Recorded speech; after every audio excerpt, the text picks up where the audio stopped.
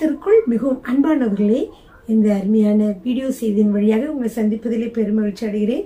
இன்றைய நாளிலே நாம் வேதத்தை வாசிக்கலாம் வாங்க என்ற பகுதியின் வழியாக உங்களை சந்திப்பதிலே நான் பெருமகிழ்ச்சி அடைகிறேன். வாருங்கள், இன்றைய நாளிலே நாம் 2 சாமுவேல் புத்தகத்தை பார்க்கலாம். 2 சாமுவேல் புத்தகம் உங்களுக்கு நான் முன்பு சொல்லியிருந்தேன் 3 பெரும் பகுதிகளாக பிரிக்கலாம் என்று. அதில் முதல் பகுதியான தாவீதின் வெற்றிகளை நாம் பார்த்து கொண்டிருக்கிறோம். பிரியமானவர்களே, இந்த தாவீதின் வெற்றியிலே நாம் இதுவரை அவருடைய அரசியல் வெற்றியை பார்த்தோம், அடுத்ததாக ஆவிக்குரிய வெற்றியை பார்த்து விட்டோம். இன்றைய நாளிலே நாம் படை வெற்றிகள், அதாவது படை வெற்றிகள் என்றால் பகைவர்களை எல்லாரும் அவருடைய படையின் மூலமாக வெற்றி கொண்டதுதான் இந்த நாளிலே நாம் பார்க்க போகிறோம். பிரியமானவர்களே, எல்லாரும் உங்களுடைய வேதத்தையும் எடுத்துக்கொள்ளுங்கள், நோட்டு புத்தகத்தையும் பேனாவையும் எடுத்துக்கொள்ளுங்கள், முக்கியமான காரியங்களை குறித்து வைத்துக் கொள்ளுங்கள். பின்பாக நீங்கள் அதை தியானிக்கிற பொழுது அது மிகவும் உங்களுக்கு பிரயோஜனமாக இருக்கும். ஹல்லேலூயா, ஆமென். முதலாவது என்ன செய்தார்? அவர் அரசாட்சியை பிடித்தார். யூதாவையும் இஸ்ரவேலையும் அவர் அரசாளுகிறார். அதற்கு அடுத்ததாக ஆவிக்குரிய வெற்றியாக அவர் என்ன செய்தார் என்றால், இவ்வளவு நாளும் வெளியிலே அமினதாபின் வீட்டிலே இருந்ததான தேவனுடைய பெட்டியை என்ன செய்கிறார் என்றால் அவருடைய தலைநகரத்துக்கு கொண்டு வந்து அதற்காக ஒரு ஆலயத்தை கட்ட வேண்டும் என்று தாவீது விரும்புகிறார். அப்போ அதுல இருந்து கொண்டுட்டு வந்ததும் கர்த்தர் அவரோடு உடன்படிக்கை பண்ணார். நீ கட்ட மாட்டாய், இந்த ஆலயத்தை உன்னுடைய மகன் கட்டுவான் என்று சொல்லி என்ன செய்கிறார் ஆண்டவர். அவர் தாவீது வீடு கட்டுவதற்கு அவர் தடையை, அதாவது தேவனுடைய வீட்டை ஆலயத்தை கட்டுவதற்கு ஆண்டவர் என்ன செய்கிறார்? தடை செய்கிறார் என்று சொல்லி பார்த்தோம். அடுத்த இன்றைய நாளிலே தாவீதோட படை வெற்றிகளை நம்ம பார்க்க போகிறோம். இதுல பாத்தீங்கன்னா முதலாவது என்ன செய்கிறார் என்றால், தாவீது பக்கத்தில் இருக்கக்கூடிய பெலிஸ்தேரை வெல்லுகிறார். 8ஆம் அதிகாரம் 1வது வசனம். இதற்கு பின்பு தாவீது பெலிஸ்தேரை முறியடித்து அவர்களை கீழ்ப்படுத்தி மேத்தேக் அம்மாவை பிடித்து கொண்டான். இது முதல்ல செய்தான். இப்ப இந்த 8ஆவது அதிகாரத்துல பாத்தீங்கன்னா மேம்போக்களை சொல்லப்பட்டிருக்கும். அதாவது பைபிள்ல நீங்க பாத்தீங்கன்னா ஒரு விதமான டிரான்ஸ்லேஷன், ஒரு விதமான முறை கடைபிடிக்கப்பட்டிருக்கும். முதலாவது என்ன சொல்வாங்கன்னா, சுருக்கமாக, ரத்தின சுருக்கமாக முதல்ல சொல்லிவிடுவார்கள். அதுக்கப்புறம் அது கொஞ்சம் விரிவா அடுத்த சாப்டர்ஸ்ல வரும். பாத்தீங்கன்னா ஆதியாகமத்துல பாத்தீங்கன்னா 2வது அதிகாரத்துல பாத்தீங்கன்னா கர்த்தர் எப்படி மனிதனை படைத்தார் என்று சொல்லி சுருக்கமாக இருக்கும். அப்புறம் 3வது அதிகாரத்துல கொஞ்சம் சில சமயத்தில் விளக்கமாக போட்டிருக்கும். அதே போலத்தான் இங்கேயும் 8ஆம் அதிகாரத்துல சுருக்கமாக சொல்கிறார். என்ன சொல்கிறார்? தாவீது பெலிஸ்தரை வெல்லுதல் சொல்லிட்டோம். இதற்கு பின்பு தாவீது பெலிஸ்தரை முறியடித்து அவர்களை கீழ்ப்படுத்தி மேத்தேக் அம்மாவை பிடித்து கொண்டான். 8ஆம் அதிகாரம். சரி, அடுத்தது பாருங்க, அவர் மோவாபியரை வெல்லுகிறார். இதை 8ஆம் அதிகாரம் 2வது வசனத்திலே பார்க்கலாம். அவன் மோவாபியரையும் முறியடித்து அவர்களை தரை மட்டும் பணிய பண்ணி அவர்கள் மேல் நூல் போட்டு 2 பங்கு மனுஷரை கொன்று போட்டு 1 பங்கை உயிரோടെ வைத்தான். இவ்விதமாய் மோவாபியர் தாவீதை சேவித்து அவனுக்கு கப்பம் கட்டுகிறவர்களானார்கள். இந்த மோவாபியர் என்ன செய்யறாங்கன்னா 3 பகுதியில 2 பகுதியை கொன்னுட்டான். அப்போதான் மற்ற மக்கள் எல்லாம் பயந்து என்ன செய்தாங்க? அவருக்கு கப்பம் கட்டும்படியாக அவருக்கு கீழே என்ன செய்தார்கள்? அடிமைகளாக அந்த மக்கள் அந்த நாடு அவருக்கு கீழே இருந்தது. சரிங்களா பிரியமானவர்களே? அடுத்து பாருங்க, 3வது என்னன்னா, தாவீது சோபாவையும் சீரியரையும் வெல்லுதல். தாவீது சோபா சீரியரை வெல்லுதல் இது 8ஆம் அதிகாரம் 3ல இருந்து 8 வரைக்கும் காணப்படுகிறது. ரேகோபின் குமாரனாகிய ஆதாதேசர் எனும் சோபாவின் ராஜா ஐப்ராத்து நதியண்டில் இருக்கிற சீமையை திரும்ப தன் வசமாக்கி கொள்ள போகில் தாவீது அவனை முறியடித்து அவனுக்கு இருந்த இராணுவத்தில் 1700 குதிரை வீரர்களையும் 20,000 காலாட்களை பிடித்து ரதங்களில் 100 ரதங்களை வைத்துக் கொண்டு மற்றவைகளை எல்லாம் துண்டாடி போட்டான். சோபாவின் ராஜாவாகிய ஆதாதேசருக்கு உதவி செய்ய தமஸ்கு பட்டணத்தாராகிய சீரியர் வந்தார்கள். தாவீது சீரியரில் 22,000 பேரை வெட்டி போட்டு தமஸ்கு அடுத்த சீரியாவிலே தானியங்களை வைத்தான். சீரியர் தாவீதை சேவித்து அவனுக்கு கப்பம் கட்டினார்கள். தாவீது போன இடத்திலெல்லாம் கர்த்தர் அவனை காப்பாற்றினார். அது மட்டுமல்ல, அவர் ஆதாதேசரின் சேவகருடைய பொற்பரிசைகளை தாவீது எடுத்து அவைகளை எருசலேமுக்கு கொண்டு வந்தான். அப்படியாக பொற்பரிசைகளையும் என்ன செய்தாலும் கொண்டுட்டு வந்தான்னு சொல்லி பார்க்கிறோம். இது தாவீது எப்படி சோபாவையும் சீரியரையும் வென்றான் என்று சொல்லி பார்க்கிறோம். பிரியமானவர்களே, அடுத்ததாக பாத்தீங்கன்னா தாவீது பகைவரிடமிருந்து பொன்னையும் பொருளையும் பெற்றுக் கொள்கிறார். இதே நீங்கள் 8ஆம் அதிகாரத்தில் 9லிருந்து 12 வரைக்கும் வாசிக்கலாமா? தாவீது ஆதாதேசருடைய எல்லா இராணுவத்தையும் முறிய அடுத்த செய்தியை ஆமாத்தின் ராஜாவாகிய தோயை கேட்ட பொழுது ஆதாதேசார் தோயின் மேல் எப்பொழுதும் யுத்தம் பண்ணி கொண்டிருந்தபடியால் இவர் யாருன்னா தோயை இந்த ஆதாதேசாருடைய எனிமி மாதிரி, பகைவர் மாதிரி. எப்ப பார்த்தாலும் ஆதாதேசார் இந்த தோயி மேல படையெடுக்கிறேன்னு சொல்லி அவங்களை ரொம்ப கஷ்டப்படுத்தி கொண்டிருந்தார். எனவே அந்த தோயின் மேல் எப்பொழுதும் யுத்தம் பண்ணி கொண்டிருந்தபடியால் ராஜாவாகிய தாவீதின் சுக செய்தியை விசாரிக்கவும் அவன் ஆதாதேசருடைய யுத்தம் பண்ணி அவனை முறியடித்ததற்காக அவனுக்கு வாழ்த்துதல் சொல்லவும் தோயை தன் குமாரனாகிய யோராமை ராஜாவினிடத்தில் அனுப்பினான். மேலும் யோராம் தன் கையிலே வெள்ளியும் பொன்னும் வெண்கலமுமான தட்டு முட்டுகளை கொண்டு வந்தான். அவன் கொண்டு வந்தவைகளை தாவீது ராஜா கீழ்ப்படுத்தின சீரியர், மோவாபியர், அம்மோன் புத்திரர், பெலிஸ்தர், அமலேக்கியர் எனும் சகல ஜாதியார்களிடத்திலும் ரேகோபின் குமாரனாகிய ஆதாதேசார் என்னும் சேபாவின் ராஜாவினிடத்திலும் கொள்ளையிட்டதில் எடுத்து கர்த்தருக்கு நியமித்த வெள்ளியோடும் பொன்னோடும் கூட கர்த்தருக்கு பிரதிஷ்டை பண்ணினான். பிரியமானவர்களே, தாவீது இந்த வெள்ளி பொன்னெல்லாம் கர்த்தர் அவன் கொடுக்கிறார். ஏன்னா அவன் என்ன செஞ்சிருந்தான்னா ஒரு தேவாலயத்தை கட்ட வேண்டும் என்று இருந்தான். ஆனால் அவன் என்ன செய்கிறான் என்றால் பொன்னும் பொருளும் வெள்ளியும் வெண்கலமாக அவனை குவித்து வைத்த கர்த்தருக்காக பிரதிஷ்டை செய்தான். இதைதான் பின் நாட்களிலே சாலமோன் இதை உபயோகித்து என்ன செய்கிறார், கர்த்தருக்காக அழகான தேவாலயத்தை கட்டுகிறார் என்று பார்க்க. யாரு? சாலமோன் தேவாலயத்தை கட்டினதை பிற்பாடு நாம் பார்ப்போம் பிரியமானவர்கள். எனவே இப்பொழுது பாருங்க, எல்லா பகைவர்களும் தாவீது வென்று அவர்களுடைய பொன்னையும் பொருளையும் எடுத்து கர்த்தருக்கு பிரதிஷ்டை செய்தான் என்று சொல்லி பார்க்கலாம். திருப்பியும் என்ன செய்யறானா, தாவீது உப்பு பள்ளத்தாக்கில 10,000 என்றால் 18,000 சீரியரை முறியடித்து திரும்படினாலே அவனுக்கு புகழ். ஐயோ, சீரியல் இவ்வளவு சீரியல் அவங்க கொண்டுட்டாங்க, இவங்க இஸ்ரவேல் ஜனங்கள் மிகவும் பயங்கரமானவர்களாக இருக்கிறார்களே, மிக வீரமுள்ளவர்களாக இருக்கிறார்கள் என்று எல்லா தேசங்களிலும் அவர்கள் புகழ் பரவுகிறது பிரியமானவர்களே. இதுக்கெல்லாம் காரணம் என்னன்னா, தாவீது பாருங்க 14வது வசனம் வாசிக்கிறேன். ஏதோமில் தானியங்களை வைத்தான். ஏதோம் எங்கும் அவன் தானியங்களை வைத்ததினாலே ஏதோமியர் எல்லோரும் தாவீதை சேவிக்கிறவர்களானார்கள். தாவீது போன இடத்திலும் கர்த்தர் அவனை காப்பாற்றினார். இப்படியே தாவீது இஸ்ரவேல் அனைத்தின் மேலும் ராஜாவாய் இருந்தான்.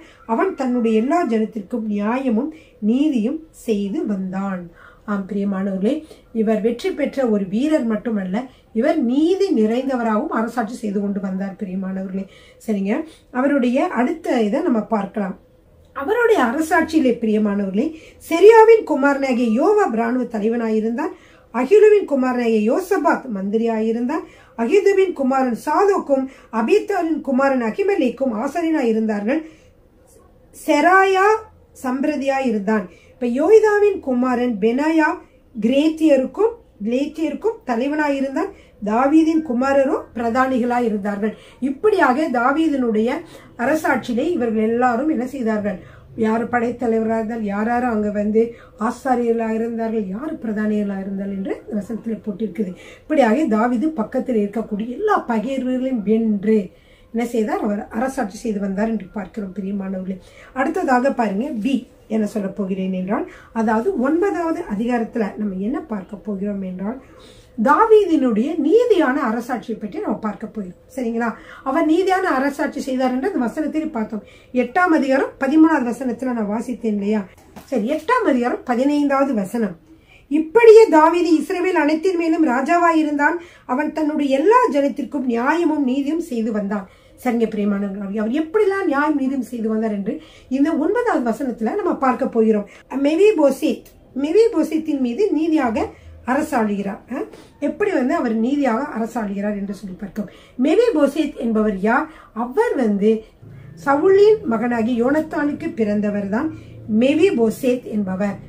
சரிங்களா, அவருக்கு எப்படி அவர் நீதியாக அவர் ஒரு சவுலோட மகனா இருந்தாலும், ஒரு பகைவராக இருந்தாலும் அவனுக்கும் அவன் நீதியாகவே செய்கிறான். அடுத்து வாசிக்கலாமா? எப்பொழுதும் சவுலின் மீது இருந்த விசுவாசம் அவனுக்கு குறைந்தே போகவில்லை. எப்பொழுதும் அவன் மீது விசுவாசமாகவே நம்பிக்கைக்குரியவராகவே இருந்தார்.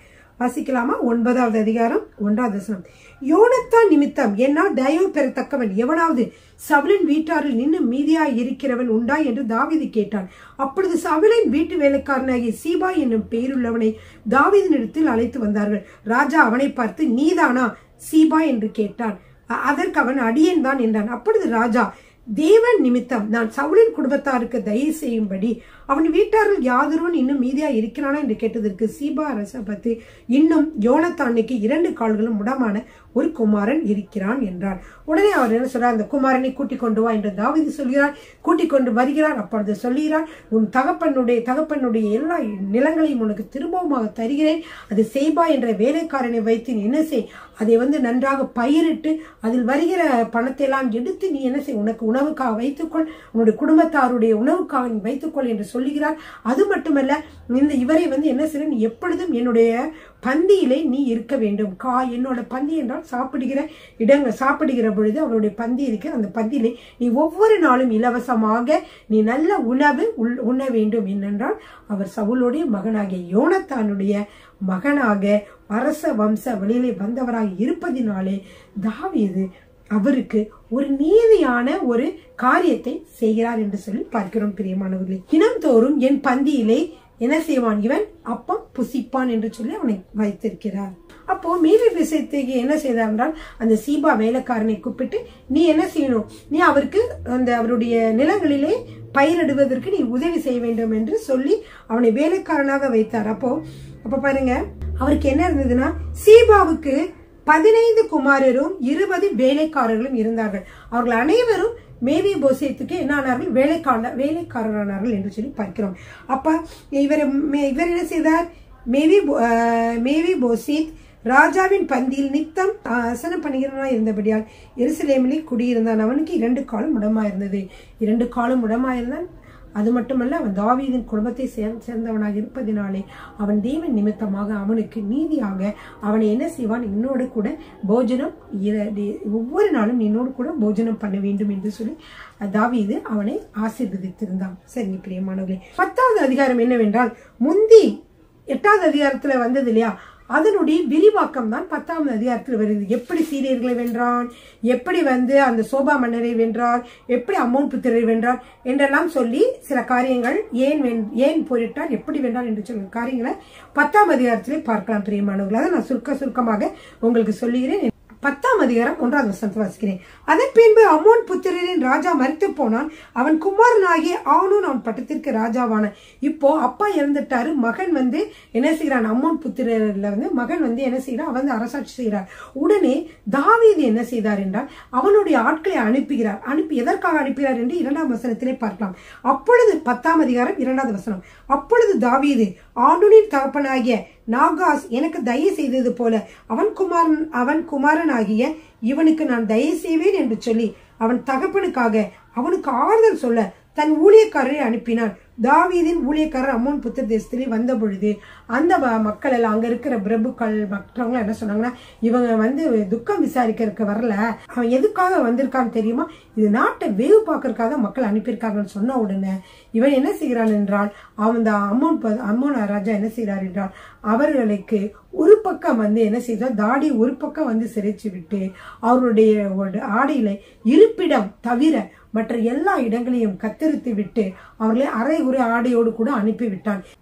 அம்மோன் புத்திரின் இளவரசர் இப்படி செய்ததினாலே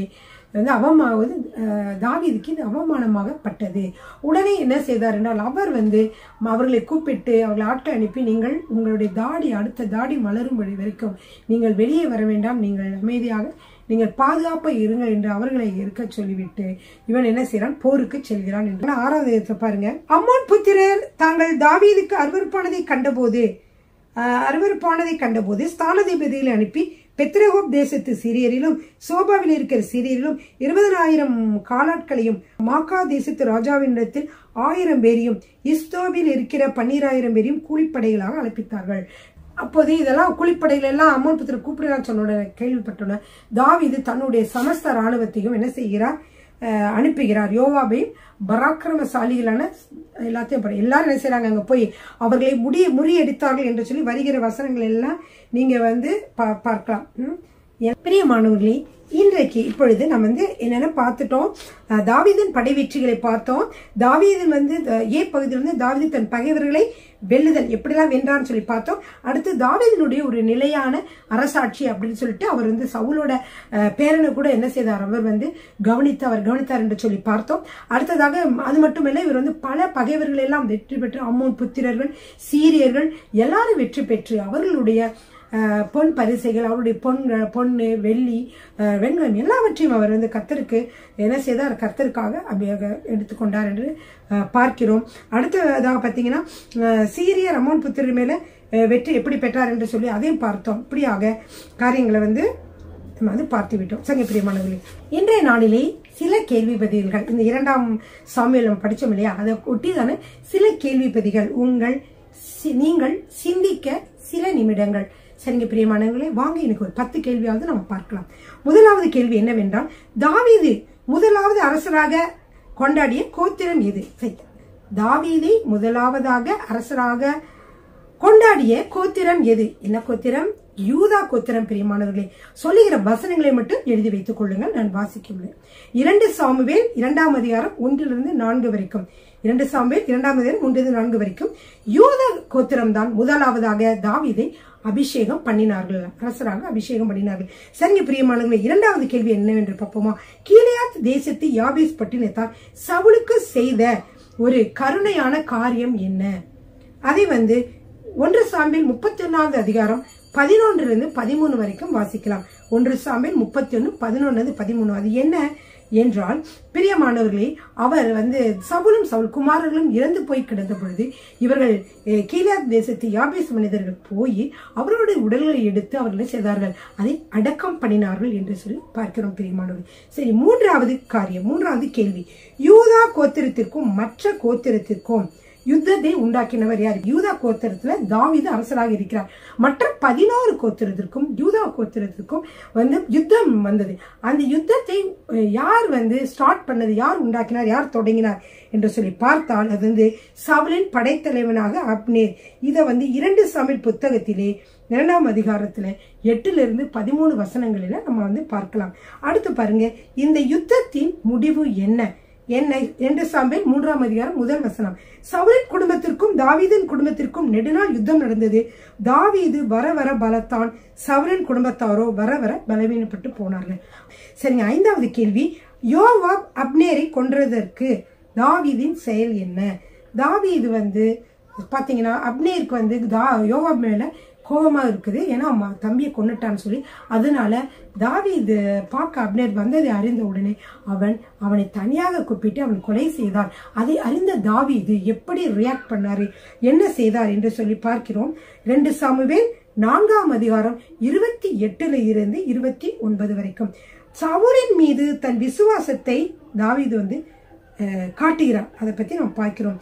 அப்னேரை கொன்றதற்கு தாவீதின் செயல் என்ன செய்யறாரு? உங்களுக்கு ஞாபகம் இருக்கும், நான் சொல்றது திருப்பி அதை யோசித்து பாருங்க. தாவீது சொல்றாரு, நீ அப்னேரை கொல்லலாம், அப்னேரை கொன்னதுக்கு எனக்கும் என் குடும்பத்தாருக்கும் அந்த பழி வரவே வராது, உனக்கும் உன் குடும்பத்தாருக்கும் தான் அந்த பழி, நீங்க கொண்டதுனால நீங்க உங்களுக்கு தான் பழி, உங்களுடைய குடும்பத்துல எல்லாரும் எப்படிப்பட்டவங்களா இருப்பாங்க, யாருமே எல்லாரும் நோய்வாய்ப்பட்டவர்களா இருப்பார்கள் என்று அவன் சபிக்கிறான். அதை நீங்க அந்த வசனத்துல பார்க்கலாம்.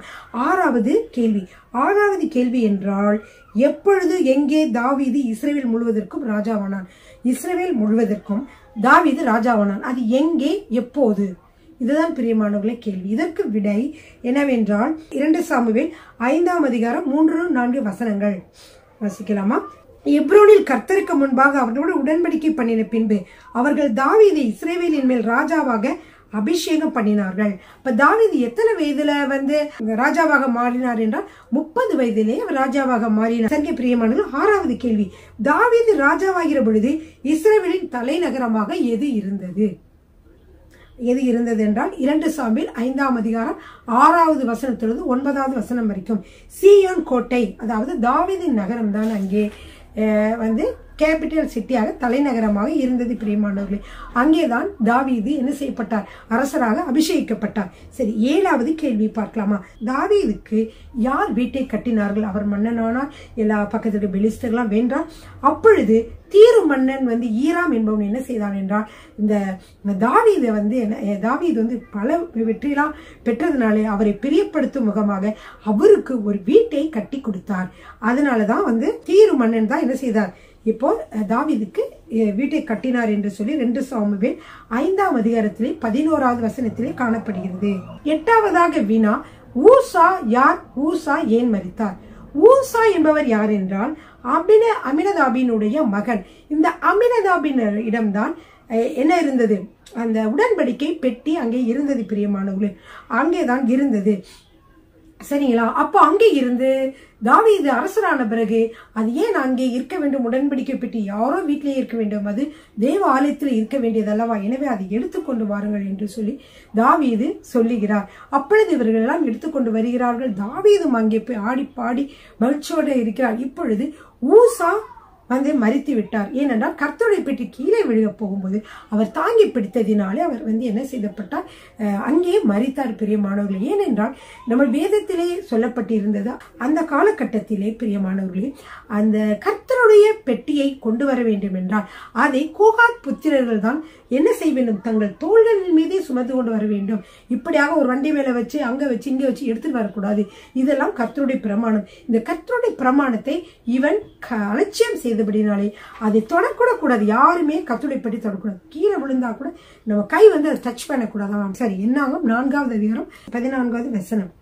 அதன் மேல் ஆராதனைக்கேற்ற சகல பனிமூட்டுகளாகிய கலசங்களையும் முள் திரடுகளையும் சாம்பல் எடுக்கும் கரண்டிகளையும் கலசங்களையும் பலிபீடத்திற்கிறது எல்லா பாத்திரங்களையும் அதன் மேல் வைத்து அதன் மேல் தகசத்தோல் முடியும் விரித்து அதன் தண்டுகளை பாய்ச்ச கடவர்கள். பாளையம் புறப்படும் பொழுது ஆரோனும் அவன் குமாரரும் பரிசுத்த ஸ்தலத்தையும் அதனுடைய சகல பனிமூட்டுகளை மூடி தீர்த்த பின்பு கோகாத் புத்திரர் அதை எடுத்துக்கொண்டு போகிறதற்கு வரக்கடவர்கள். அவர்கள் சாகாதபடிக்கு பரிசுத்தமானதை தொடாதிருக்க கடவர்கள். ஆசரிப்பு கூடாரத்தில் கோகாத் புத்திரர் சுமக்கும் சுமை இதுவே. எனவே கோகாத் புத்திரர்கள் தான் அந்த ஆசரிப்பு கூடாரத்தை என்ன செய்ய வேண்டும்? சுமந்து கொண்டு வர வேண்டும். இன்றைய நாளிலே உங்களுக்கு சுருக்கமாக தேவனுடைய உடன்படிக்கை பெட்டினுடைய பயணத்தை உங்களுக்கு சொல்லலான்னு பாக்குறேன். இங்க வந்துச்சு, அங்க வந்துச்சு, இங்க இருந்து கொண்டு போனாங்க, இங்க இருந்து கொண்டு போனாங்க, நிறைய இடத்துல நீங்க கேள்விப்பட்டீங்க. இதே இன்றைய நாளிலே நான் ஒரு சுருக்கமாக உங்களுக்கு சொல்ல போகிறேன். பாருங்க பிரியமானவர்களே, முதலாவது 1 சாமுவேல படிக்கிறோம். சீலோவாவிலே என்ன இருந்தது? கர்த்தருடைய உடன்படிக்கை பெட்டி அங்கிருந்தது. அங்கே யார் இருந்தால்? ஏலி தீர்க்கதரிசி இருந்தார். அந்த இடத்தில் இருந்து போர் இங்கே வருகிற பொழுது இஸ்ரவேல் மக்கள் என்ன செய்தார்கள் என்றால், அதை நாம் இங்கே கொண்டு வந்து முதல்ல அவங்க தோல்வி அடைகிற மாதிரி இருந்தது பெலிஸ்தருக்கு.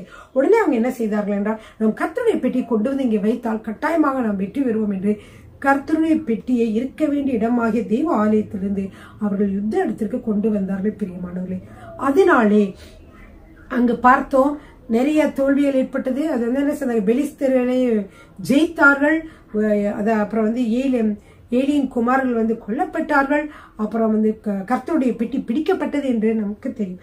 அந்த கர்த்தருடைய பெட்டி பிடிக்கப்பட்ட பிறகு எப்படி பயணிக்கிறது என்று சொல்லி நம்ம பார்க்க போறோம். பெலிஸ்தர் என்ன செஞ்சாங்கன்னா, தேவனுடைய பெட்டி எடுத்துட்டு போயிட்டாங்க. இதனாலதானே இவங்க ஜெயிக்கிறாங்க, நம்ம எடுத்துட்டு போவோம்னு சொல்லி எடுத்துட்டு போயிட்டாங்க.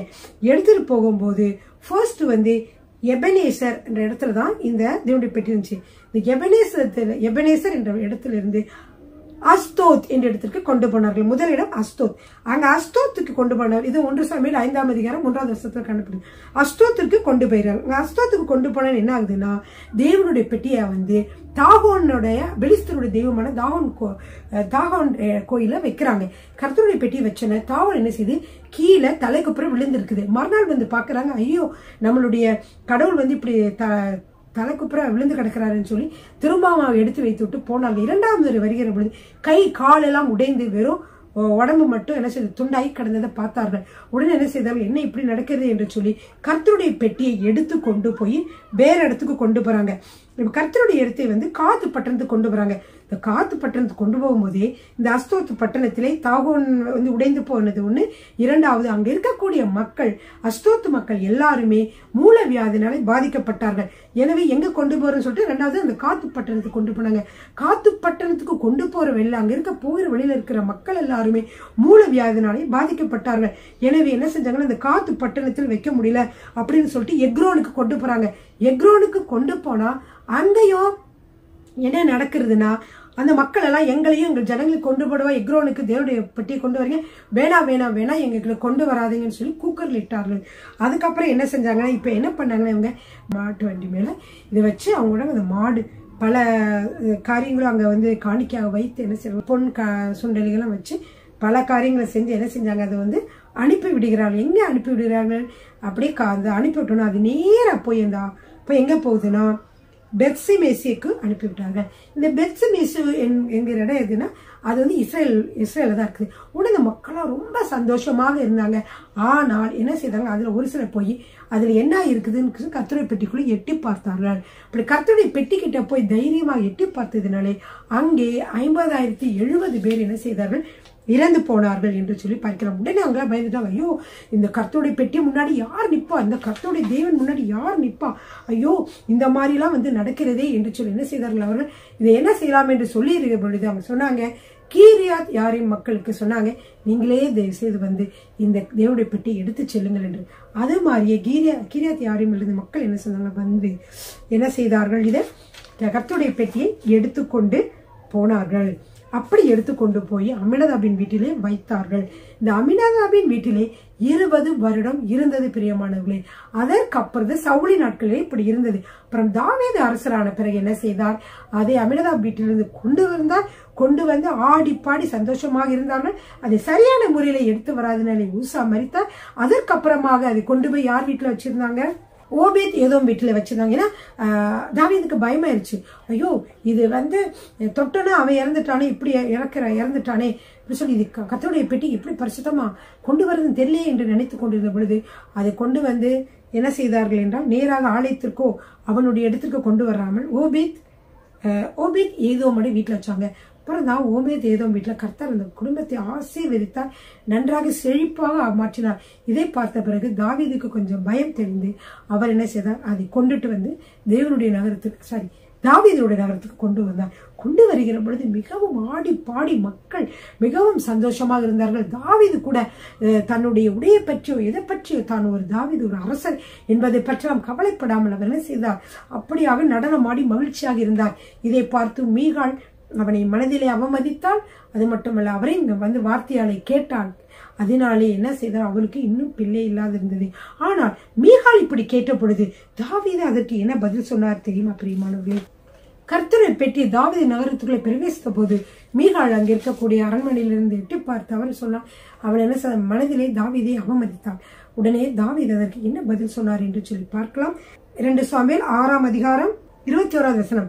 அதற்கு தாவீது மீகாளை பார்த்து, உன் தகப்பனை பார்க்கிலும் அவருடைய எல்லா வீட்டாரை பார்க்கிலும் என்னை இஸ்ரவேலாகிய கர்த்தருடைய ஜனத்தின் மேல் தலைவனாக கட்டளையிடும்படிக்கு தெரிந்து கொண்ட கர்த்தருடைய சமூகத்திற்கு முன்பாக ஆடி பாடினேன். இதை பார்க்கிலும் இன்னும் நான் நீசனும் என் பார்வைக்கு அர்ப்பணமாவேன். அப்படியே நீ சொன்ன பெண்களுக்கும் கூட மகிமாய் விளங்குவேன் என்றான். இப்படியாக தாவீது சொன்னார், நான் வந்து கர்த்தருக்கு முன்பாக நான் எப்படி என்றாலும் நான் நீசனாக கூட யார் என்னை கேவலமாக நினைத்தாலும் பரவாயில்லை, நான் அவருக்கு முன்பாக நான் ஆடி பாடுவேன். ஏனென்றால் அவர் என்னை இஸ்ரவேல் முழுவதற்கும் அரசராக மாற்றினார் என்று சொன்னார். சரிங்க பிரியமானவர்களே, இந்த நாளிலே நாம் பல காரியங்களை பார்த்தோம். நீங்களும் இந்த கேள்வி பதில்களையும் நீங்கள் அந்த வசனங்களோடு கூட நீங்கள் ஒப்பிட்டு பார்த்து நீங்கள் இன்னும் உங்களுக்கு தெரிந்த சில கேள்விகளும் பதிலும் கூட நீங்கள் எழுதி வைத்துக் கொள்ளுங்கள். கர்த்தர் உங்களை ஆசீர்வதிப்பாராக. ஆமென்.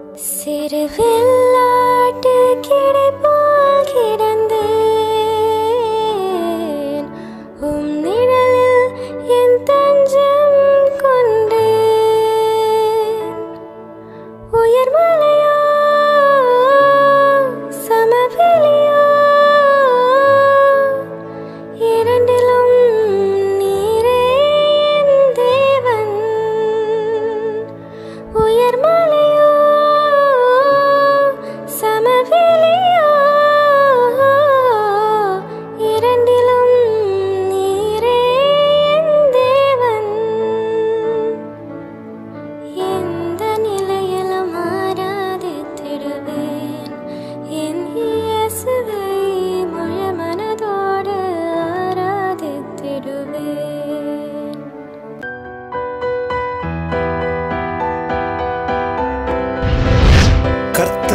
ஆசீர்வதிப்பாராக.